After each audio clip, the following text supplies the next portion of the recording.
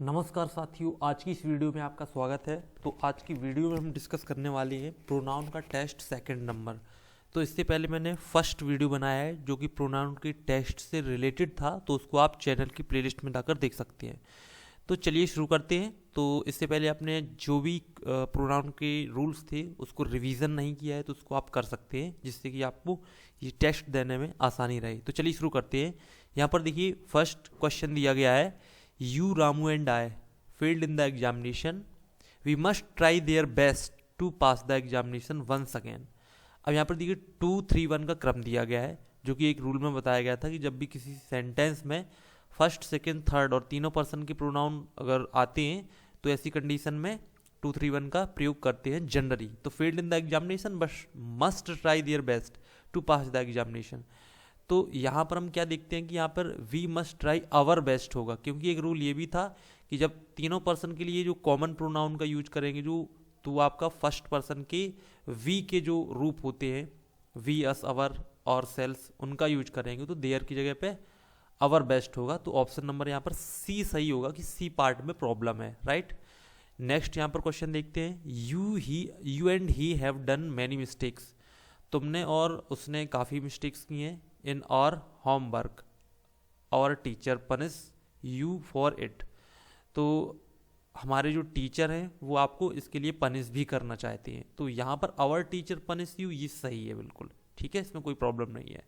Next देखते हैं, this is your shirt which is very dirty and this is my which is very bright. तो इसका हिंदी में अर्थ ये आने को है कि ये आपकी शर्ट है जो कि बहुत ही डर्टी है, गंदी है, लेकिन ये मेरी शर्ट है विच इज़ वेरी ब्राइट। अब यहाँ पर सही क्या है, देखिए यहाँ तक तो सही है कि this is your shirt which is very dirty and this is my shirt. यहाँ पे शर्ट लिखना है, माई के बाद या तो शर्ट लिखना है तब सही होगा, या फिर क्या हो सकता है कि एंड दिस इज़ माइन।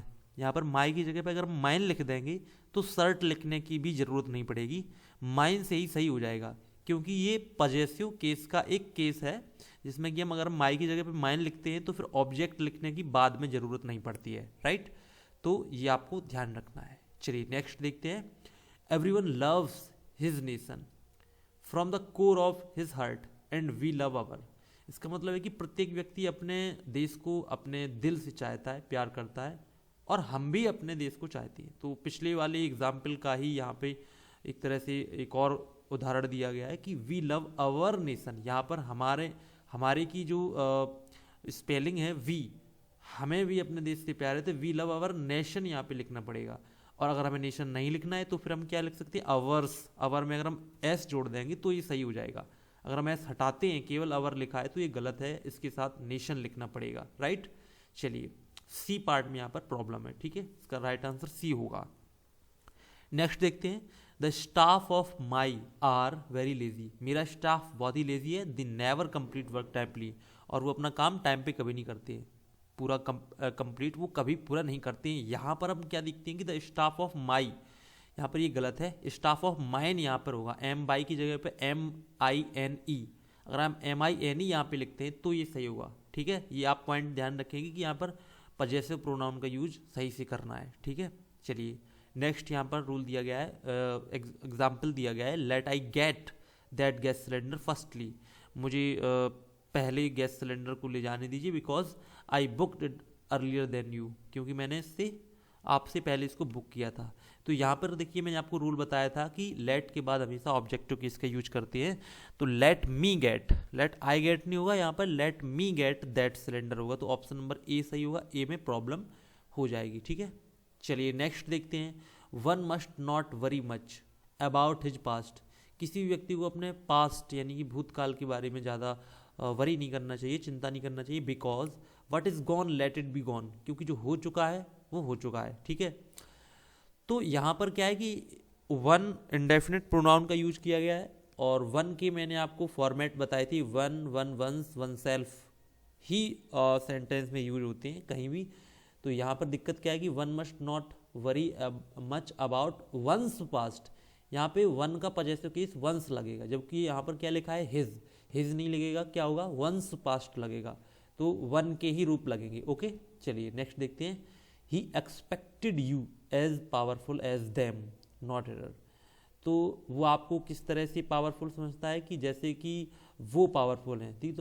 तो यहाँ पर क्या होगा, you as powerful as they का यूज होगा। ऑप्शन सी सही होगा, क्योंकि जब भी हम तुलना करते हैं तो तुलना करने वाला जो वर्ड है, जैसे एज से हम तुलना कर रहे हैं तो उसके पहले जो केस आया है वही आपका बाद में केस आएगा, तो यहाँ पर भी देम की जगह दे होगा। नेक्स्ट यहाँ पर है, देखिए आई नो द मैन, मैं उस व्यक्ति को जानता हूँ, whom instigated the person to Ravi Singh in Pakistan jail, जिसने रवि सिंह को पाकिस्तान की जेल में इंस्टिगेट भड़काया था। तो I know the man whom instigated, तो whom यहाँ पे रिलेटिव प्रोनाउन है जो कि अगले वाले वाक्य में सब्जेक्ट के रूप में काम कर रहा है, क्योंकि वो आदमी जिसको आप जानते हैं, जिसको मैं जानता हूँ, उसी ने जेल में किसी को भड़काया था, तो वो उसमें सब्जेक्ट के रूप में काम कर रहा है। और ऐसी कंडीशन जब आती है तो हमें हु हुम हुज में इसका जो सब्जेक्टिव केस है हु, उसका यूज करते हैं। तो हुम की जगह पे हम हु का यूज करेंगे तब सही होगा, हु इंस्टिगेटेड द पर्सन। तो ऑप्शन यहाँ पर बी सही होगा, बी पार्ट में प्रॉब्लम है, राइट। चलिए नेक्स्ट देखते हैं यहाँ पर, आई सॉ दैट इंसेंट्रिक पर्सन, मैंने उससे सनकी व्यक्ति को देखा, हु आई वर रेड, जिसकी आंखें लाल थी, एंड हेयर वाज ब्लू, और उसके जो हेयर थे, ठीक है, वो कैसे थे, ब्लू थे। तो यहाँ पर क्या दिक्कत है कि हुज आई यहाँ पे प्रयोग हुआ है, WHOSE, हुज क्यों होगा, क्योंकि यहाँ पर जो इसेंट्रिक पर्सन है, ठीक है, जो इसेंट्रिक पर्सन है उसकी आंखों की बात की गई है। तो हम हु का जो पजेसिव केस है, हु हुम हुज, WHOSE, तो पजेसिव प्रोनाउन का यूज करेंगे, क्योंकि उसकी आंखों की बात की गई है, उसकी बालों की बात की गई है। तो जब भी अधिकार प्रकट की करने की बात करते हैं तो हम हु हुम हुज में हु का पजेसिव केस हुज लगाते हैं। तो ऑप्शन नंबर यहाँ पर बी सही होगा, बी पार्ट में यहाँ पर गलती है, ठीक है। चलिए नेक्स्ट देखते हैं, the Gita, the holy book of Hindus, Gita जो कि हिंदुओं की पवित्र पुस्तक है, which teaches us the right path of karma, जो कि हमें कर्म का उचित रास्ता बताती है, is respected and adopted by the whole world, जो कि हमें पूरे संसार द्वारा रिस्पेक्ट की जाती है, उसको अडॉप्टेड भी किया जाता है। तो यहाँ पर गलती क्या है कि the Gita the holy book of the Hindus which teaches us, which की जगह पे क्या लगेगा, दैट लगेगा, रिलेटिव प्रोनाउन यहाँ पे दैट लगेगा। मैंने आपको बताया था कि जब भी किसी निर्जीव वस्तु की बात होगी तो रिलेटिव प्रोनाउन विच की जगह पे दैट का प्रयोग हमें सुटेबल होगा, जो कि ज़्यादा उचित रहेगा, ठीक है। चलिए नेक्स्ट देखते हैं, there is none who wants to stay in this room without AC, यहाँ पे कोई भी ऐसा नहीं है जो इस रूम में AC के बिना पे रुक सके। तो इसमें यहाँ पर रिलेटिव प्रोनाउन हु का प्रयोग किया गया है, जो कि बिल्कुल सही है, क्योंकि जो भी व्यक्ति रुकेगा वो वही के बारे में आगे सेंटेंस में बात की गई है, तो वो सब्जेक्टिव केस में लिखा जाएगा, जो कि बिल्कुल सही है। तो नो एरर हो जाएगा, नो एरर मतलब कोई गलती नहीं है, तो ऑप्शन यहाँ पर डी सही हो जाएगा, ठीक है। चलिए कुछ और एग्जाम्पल देखते हैं, he said nothing which hurt you but you are a good person, उसने कुछ भी नहीं ऐसा कहा था जिससे कि आपको हर्ट हो, आप इससे मतलब परेशान हो, but you are a good person, लेकिन आप बहुत ही अच्छे व्यक्ति हैं, does not believe anything easily, और आपको इस तरह से आसानी से किसी चीज में विश्वास भी नहीं करना चाहिए, ठीक है। तो यहाँ पर क्या प्रॉब्लम है, he said nothing that hurt you, यहाँ पे दैट का यूज होगा, ठीक है। तो इस पॉइंट को ध्यान रखिएगा। आगे देखते हैं, who are the only person, you are the only person who can manage with such a person who always blows his trumpet, जो अपनी सेखी बगाड़ता है। तो आप ही ऐसे व्यक्ति हैं जो ऐसे व्यक्ति के साथ मैनेज कर सकते हैं जो अपनी हमेशा सेखी बगाड़ता रहता है। तो यहाँ पर देखिए रिलेटिव प्रोनाउन हु का प्रयोग किया गया है और उसी पर्सन के लिए किया गया है जो आगे वाक्य में काम भी कर रहा है सब्जेक्ट के रूप में, क्योंकि आप ही ऐसे व्यक्ति हैं जो उसको मैनेज करेंगे व्यक्ति को। तो इसमें सब्जेक्टिव केस में हु का प्रयोग वैसे तो सही होना चाहिए था, लेकिन इस रूल का मैंने आपको एक अपवाद बताया था। वो क्या था कि जब भी हु के पहले द ओनली प्लस नाउन का स्ट्रक्चर यूज होता है, you are the only plus noun, person मतलब एक नाउन, तो द ओनली प्लस नाउन का अगर स्ट्रक्चर यूज होता है तो हमें आगे रिलेटिव प्रोनाउन हु हुम नहीं लगाना है, वहां पर हमें दैट का प्रयोग करना है। तो क्या सही होगा, you are the only person that can manage, तो दैट कैन मैनेज लगाने की वजह से, दैट लगाने की वजह से यहाँ पर ऑप्शन नंबर बी सही होगा।